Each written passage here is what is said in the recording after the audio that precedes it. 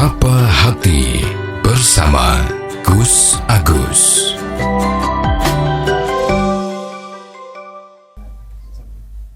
Sobat Dimas di Ajeng yang berbahagia, inilah yang perlu kita menjadi teladan kita sebagai contoh kalau kita memang sebagai pengikut Nabi besar Muhammad SAW. Ya, artinya kita harus mampu menjaga akhlak kita, mampu menjaga daripada perbuatan-perbuatan kita, baik itu ucapan, perbuatan, tindakan, dan lain sebagainya. Artinya di dalam kita hidup bermasyarakat, hidup bernegara itu ya harus mampu saling menghargai. Ya, Sobat Dimas di Ajeng yang berbahagia, kembali kepada kelanjutan daripada kisah perjalanan Nabi dari Mekah ke Madinah ini.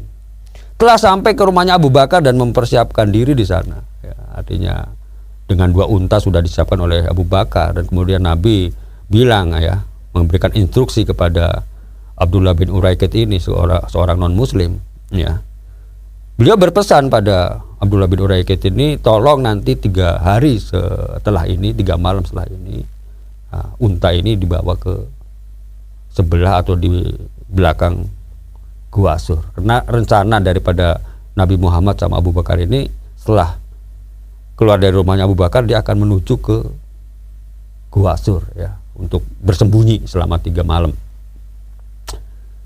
Nah, ceritanya pesan ini diterima oleh Abdullah bin Uraikid ini, dan Abu Bakar sama Nabi berjalan kaki ya, menuju ke Gua Sur ya. Gua Sur itu ya, kalau dari Mekah itu ya, dari kediaman Nabi saat itu ya, ya kira-kira ya sekitar 14 kilometeran ya.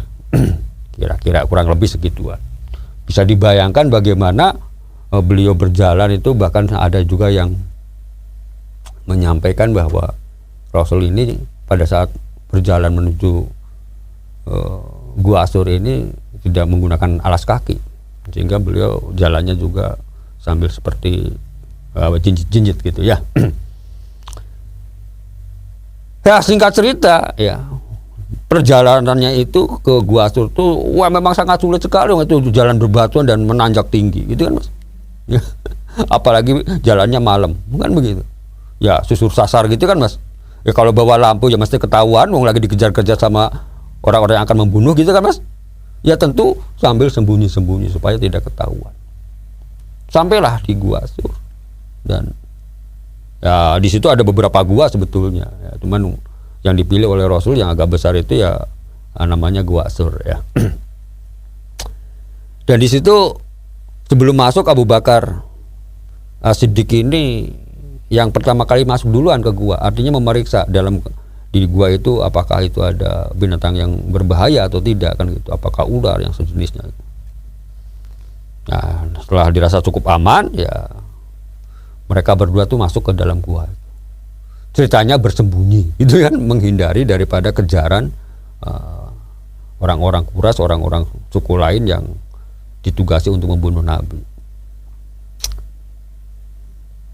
Dan dalam satu riwayat saat itu Abu Bakar tuh malah pernah kegigit ya, pernah kegigit ular di gua itu ya. Cuman karena saking kasihannya sama Nabi ya, Abu Bakar ini ya tidak mengeluh, tidak apa, walaupun sakitnya luar biasa ya. Karena Nabi sedang tidur, nanti takut mengganggu daripada Nabi. Ya, ini ada riwayat yang lain seperti itu. Walaupun akhirnya Abu Bakar juga terselamatkan gitu ya.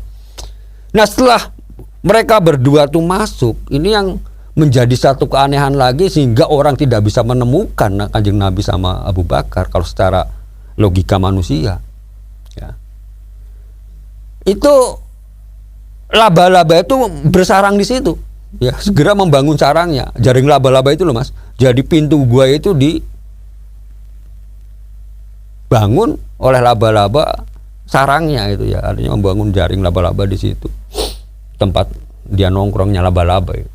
Tidak hanya itu, ada burung-burung juga, ada burung merpati liar yang membuat sarang di situ. Ini kan satu kalau kita ngomong satu keanehan kan memang pertolongan Allah ya. Allah tuh kun fayakun, apa saja bisa dilakukan gitu kan. Karena juga maha gitu kan Mas. Ya.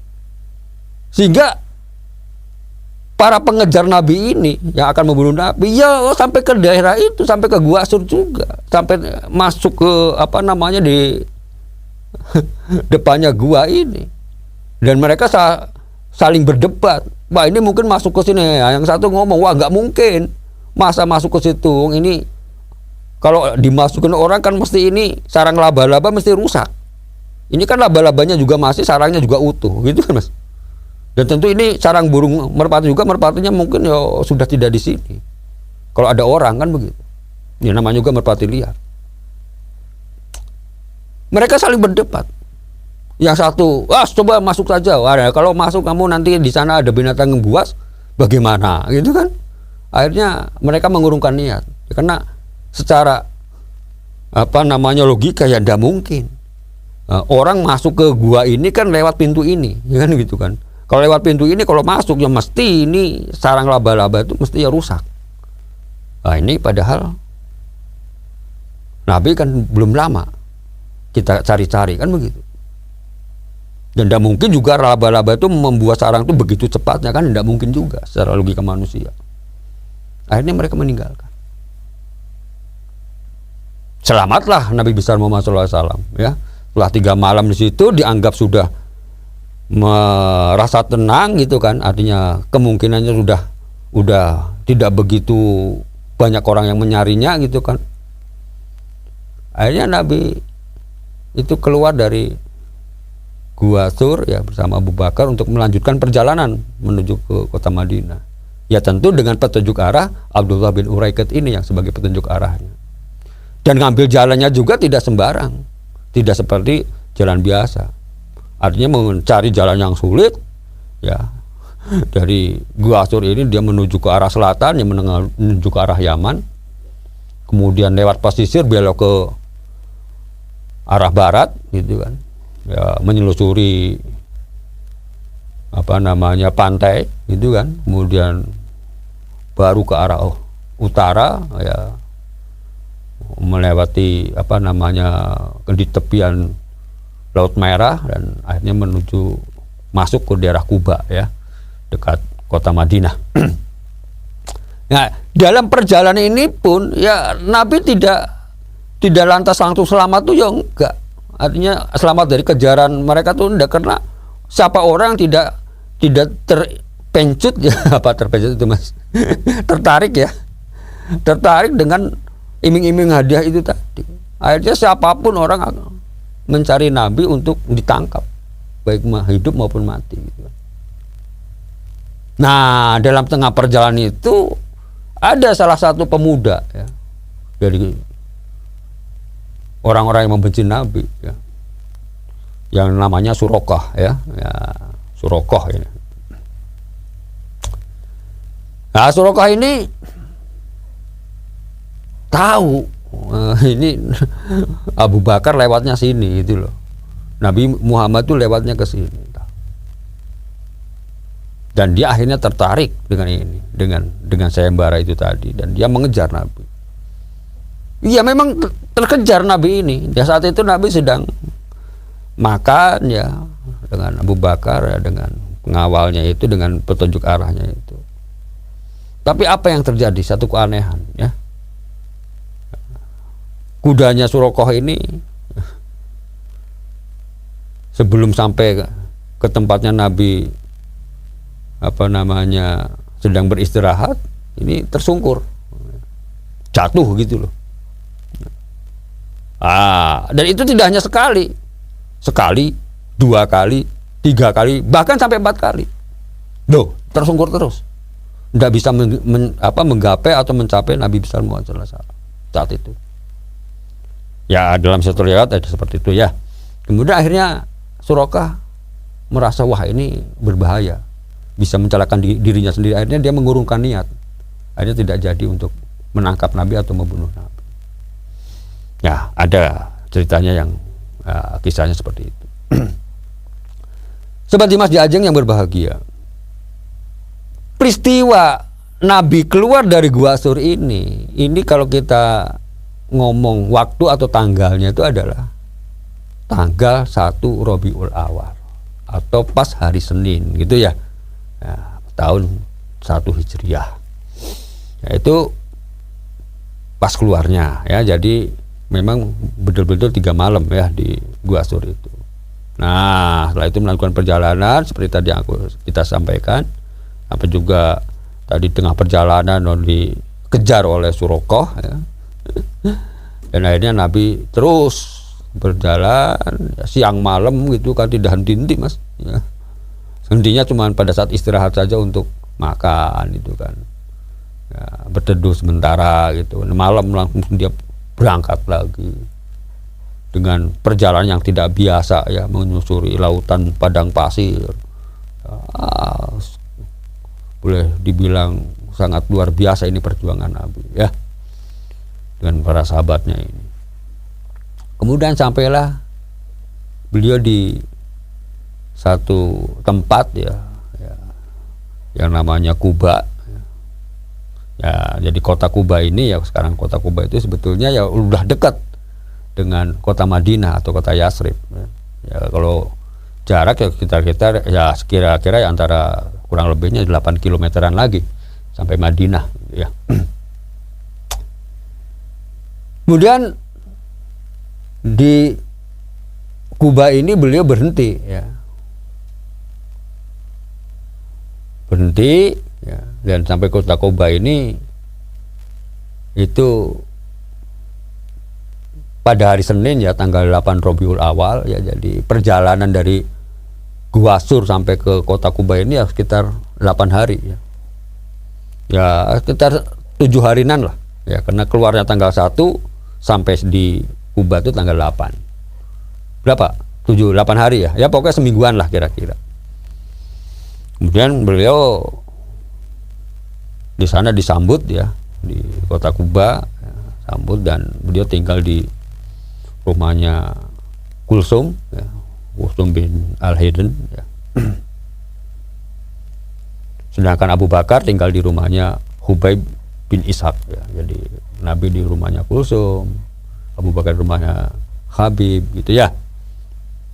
Dan pada saat itu ya, orang-orang para sahabat Nabi yang ada di Madinah atau yang di daerah-daerah itu yang sudah pada masuk Islam itu ya mengunjungi Nabi di kota Kuba ini. Ya berdatangan menjumpai Nabi, mengucapkan salam pada Nabi.